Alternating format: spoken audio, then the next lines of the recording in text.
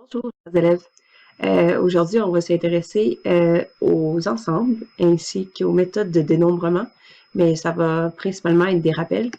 Donc, je sais pas si vous avez déjà vu ça, assurément.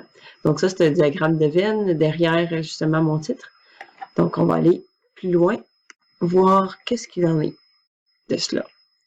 Alors, les méthodes de dénombrement, autrement dit, au numéro 19, on exigeait de votre part que vous réalisiez un diagramme en arbre. Donc, ça, c'est le premier diagramme qui est ici en haut. Ensuite, pour ce qui est de la méthode en réseau, on va souvent utiliser une méthode qui est plus imagée comme ça. Moi, j'ai vu plus ça dans les graphes, c'est-à-dire c'est un chapitre qu'on aborde en secondaire 5. Donc, c'est une façon de s'assurer de couvrir tous les chemins possibles. Donc, c'est non, la grille, on va l'utiliser en secondaire 4, sinon 3. Je ne sais pas quand est-ce qu'ils vont se répartir ça, mais moi, l'année passée, j'ai enseigné les sciences en secondaire 4, puis on abordait la génétique, puis on s'intéressait justement au tableau de croisement pour voir le génotype des espèces qu'on allait obtenir, donc en croisant, par exemple, une plante P ou une plante F. Dans ce cas-ci, c'était des pièces de monnaie. Mais bref, on regardait au final, c'était quoi les types de gènes que les plantes allaient obtenir ou les animaux. Donc, c'est ça pour les méthodes de dénombrement. Donc, aujourd'hui, en fait, ce que j'ai plus décidé d'aborder avec vous, c'est les différents types donc de mots qui sont relatifs aux ensembles. Donc, on va parler d'union, d'intersection ainsi que de complément ou si vous voulez d'ensemble complémentaire. Donc, l'union, qu'est-ce que c'est ça? En fait, c'est que ça désigne l'ensemble des valeurs faisant partie de deux ou plusieurs ensembles. Elle est notée U, donc un grand U comme ça. Exemple, je veux parler de l'union des ensembles A et B. Donc A, U, B, comme ça ici. Souvent, le U, on va le faire plus grand euh, pour vraiment signifier, pour pas qu'il y ait des gens qui se disent, il invente un autre mot en disant aube. Non, c'est vraiment A, union B. Ensuite de ça, on va aller chercher l'intersection. Pour sa part, elle désigne l'ensemble des valeurs communes à deux ou plusieurs ensembles et elle est notée donc U à l'envers. Donc, exemple, intersection A intersection B. Donc, on lit souvent comme ça, A intersection B. Donc, c'est vraiment le même U qu'on a eu tout à l'heure, sauf qu'il est à l'envers, celui-là. Il est plus restrictif, donc on le met comme ça à l'envers. Complément ou ensemble complémentaire, en fait, c'est il désigne le ou les ensembles qui n'appartiennent pas à l'ensemble auquel ils se rapportent. Et il est noté, donc, apostrophe, ou encore une fois, prime, si vous voulez. Donc, exemple, A prime. Donc, ça veut dire que ça va faire état de toutes les valeurs qui ne sont pas présentes dans l'ensemble A. On va aller voir un exemple avec un petit diagramme que j'ai décidé de vous montrer. Donc voilà, un diagramme qui fait état de, oui, un ensemble A qui représente notre planète, un ensemble B qui représente le profit et un ensemble C qui représente donc les personnes. Donc, parler maintenant de l'union de l'intersection et de l'ensemble complémentaire avec cet exemple précis-là. Donc, par exemple, je vais aller me chercher donc mon stylo vert. J'ai décidé d'aller chercher la plus grosse épaisseur comme ceci. Donc, on veut A ou B. Ça veut dire que tout ce qui appartient à A nous intéresse. Puis là, vous voyez, j'ai essayé de noircir au complet. Et tout ce qui appartient à B aussi.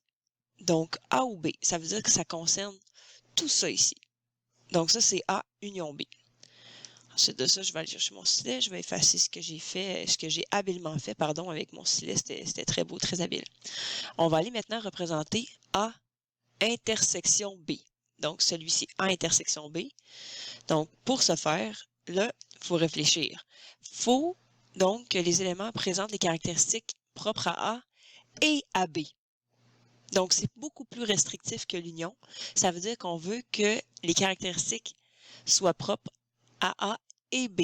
Donc, on va aller seulement chercher ce qui est ici, donc dans l'intersection des deux ensembles. Donc, ici, la portion qui est représentée ici que j'ai bleuie et non noircie. J'espère que ça va. Donc, on vient chercher l'intersection ici. C'est beaucoup plus restrictif que l'union qui était représentée par, justement, les deux ensembles ensemble. Donc, je vais effacer maintenant ça ici. On va aller chercher donc le complément de A. Le complément de A, c'est intéressant parce que ça veut dire qu'il faut aller chercher donc tous les éléments qui ne font pas état de ce qui se retrouve dans l'ensemble A. Donc, on ne veut pas parler de la planète. Parfait. Fait que tout ce qui n'est pas de la planète, ça veut dire qu'on va aller chercher l'aspect économique, mais qui n'est pas par rapport à la planète. On va aller chercher l'aspect sociétal qui ne fait pas état de la planète. Donc, comme c'est ici, on ne peut pas aller chercher ici parce que ça fait partie de l'ensemble A. Puis on va même aller chercher tout autour de notre ensemble, comme c'est ici. Ça va devenir un gros barbeau. Mais j'espère que vous comprenez bien que, donc, l'ensemble complémentaire, ça veut dire que c'est toutes les valeurs qui ne font pas partie, donc, de notre ensemble qui a été nommé au départ. Donc, dans ce cas-ci, A. C'est bon? Fait que ça, c'était mon petit exemple pour vous faire comprendre. Maintenant, j'ai des petites questions pour vous. On va retourner en mode PowerPoint. Voilà mon diagramme de Venn. Et donc, U, c'est-à-dire le rectangle complet, c'est l'ensemble des valeurs possibles de la taille des élèves de secondaire 2 du Collège Sainte-Anne. Puis ensuite, l'ensemble A, je l'ai défini comme les valeurs allant de 140 cm inclus à 165 cm inclus. L'ensemble B, je l'ai défini comme les valeurs allant de 165 cm inclus à 190 cm inclus. Donc, je vais vous poser 3 questions et je vais vous donner des rétroactions après chacune des questions. Donc, sans plus tarder, je vous laisse avec mon diagramme et mes questions. Bravo. Donc, en effet, si on s'intéresse à l'ensemble A union B, il faut donc faire la somme de 176, 37 et 159 et on obtient donc 372 élèves. Donc, encore une fois, je vais utiliser mon stylet juste pour mettre de la couleur pour que vous puissiez voir davantage. Donc, il faut vraiment aller chercher toutes les valeurs qui sont dans l'ensemble l'ensemble A et l'ensemble B, comme c'est ici. Donc, on va aller vraiment chercher les valeurs qui sont là, donc 176, 37 et 159. Cool. Lâchez pas. On continue. Prochaine question. Bravo. Donc, en effet, si vous avez répondu 37 élèves, c'est que vous avez compris vraiment qu'est-ce qu'était l'intersection. Donc, l'intersection entre les ensembles A et B, donc A intersection B, c'est bel et bien ça ici. Donc, la petite zone qui est juste là. Donc, faut pas aller chercher plus loin que ça. C'est qu'on veut vraiment avoir les caractéristiques, donc, qui sont propres à l'ensemble A et à l'ensemble B. Donc, ça veut dire qu'on va aller chercher donc les gens qui ont une taille de 165 cm, tout simplement. Donc, c'est seulement que les 37 élèves qui sont au centre qui possèdent cette caractéristique-là. Super. Dernière question. On lâche pas. C'est bientôt terminé. Yeah!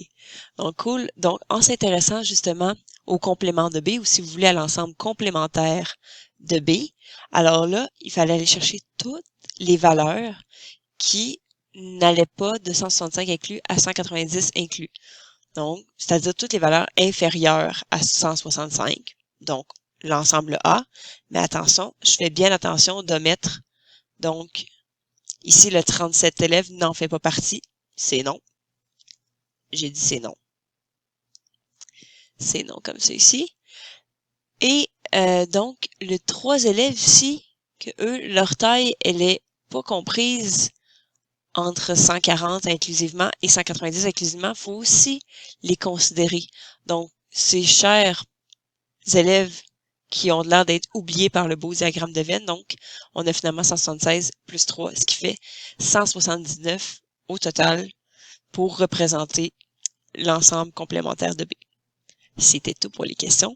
Donc, j'espère que ça vous éclaire. Si vous avez des questions, s'il y a des zones qui restent grises, n'hésitez pas. On est là sur Whereby pour vous aider. On a bien hâte de vous voir. Bye, à la prochaine.